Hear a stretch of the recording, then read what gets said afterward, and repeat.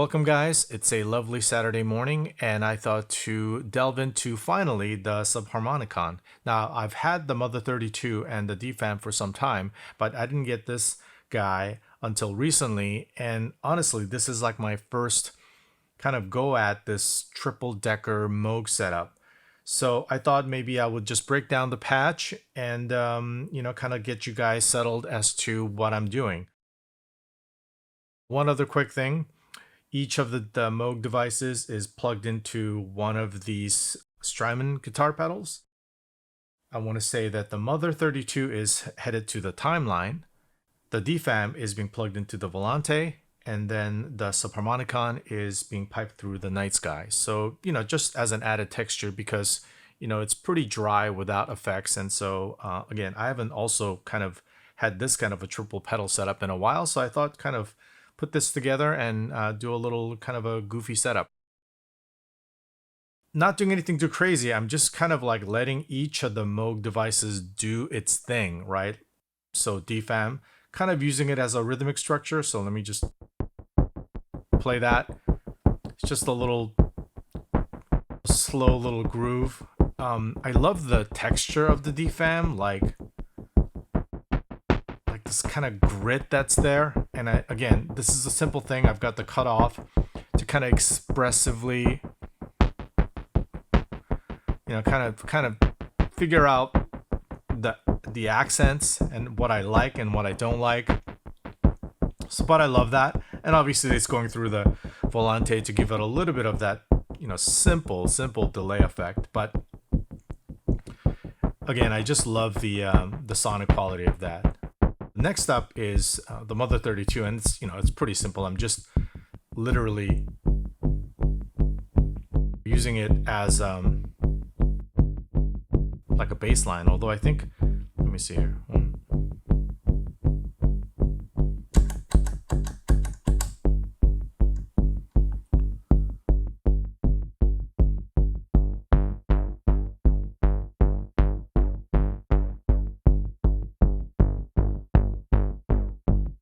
Because I sort of hate the sequencer so much on the Mother 32, it's just literally playing just quarter notes or eighth notes. But with the DFAM, it's plenty complex enough, right? It's got little accents, and I love the fact that you can just kind of create these grooves so quickly. By the way, I've got to also really be careful with the tempo knob, because if I touch that at all, everything just goes out of sync because there's no MIDI clock. It's just all being driven by the Subharmonicon, and that tempo knob is like analogy. There's like once I screw this up, everything just goes crazy. So, but that's the so I had just a lot of fun kind of goofing around with this, and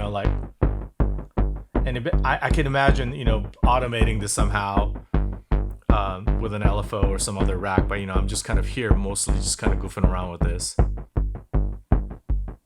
And then finally, I don't know what to make of this. I think the Subharmonicon is supposed to be like the missing link that puts these guys together.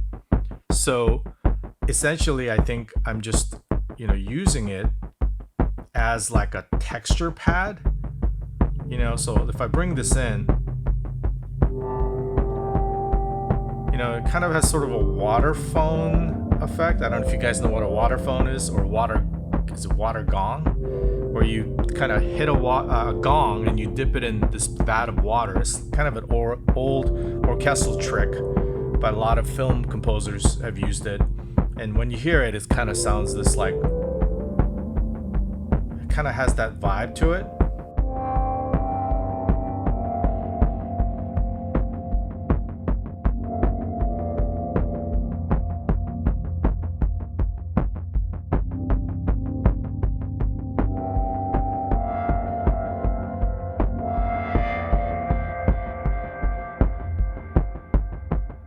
Cutoff is so expressive, again, it's just a simple low pass, or you can kind of take these frequency knobs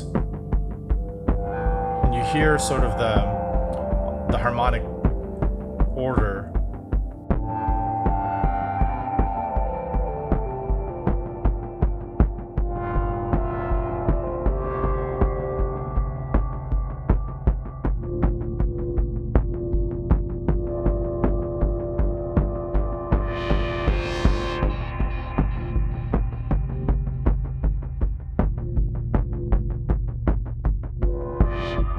when I cut it off, it triggers the Nightsky, and the Nightsky, I have it programmed so that it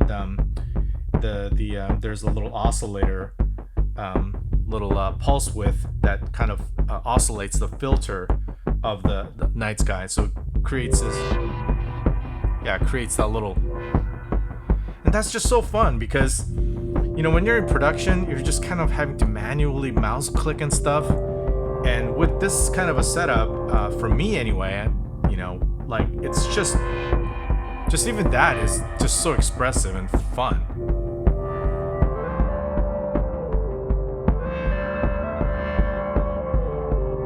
Now there is just like this certain sound to the Subharmonicon, and so I think my next level is trying to make this thing a little bit more like unique. That's sort of like my signature, as opposed to, hey, that sounds like a Subharmonicon. I mean, what are you gonna do? Like, if you hear that's a Moog, but you know, you still want to feel like you want to put your own spin on it. But again, I'm thinking too far ahead, just because, you know, like production thing goes, and you're trying to, like, I don't know, trying to impress somebody, I don't know who, your own, you know, fragile ego, I guess. But it's liberating to just be able to make this little thing a little thing. You know, it's kind of like when guitar players kind of goof around, or when I'm on the piano sort of noodling. This is what this is. And I'm not programming anything, or I'm not automating plugins. Oh my god, it's just like, even just this, like, just having, like, to automate this, I can see it in Pro Tools or Logic where you're clicking, and I mean, that's fine, you know, that's what pros do, but like, this is so much more fun.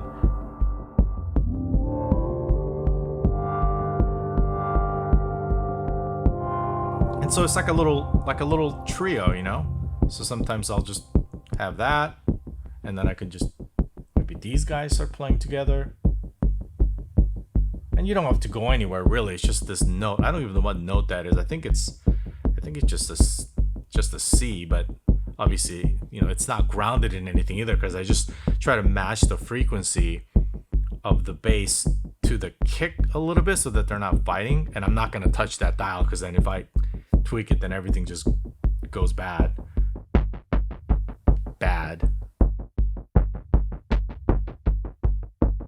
That's it. That's just a little quick patch. I mean, what a great way to spend a Saturday morning is like doing this.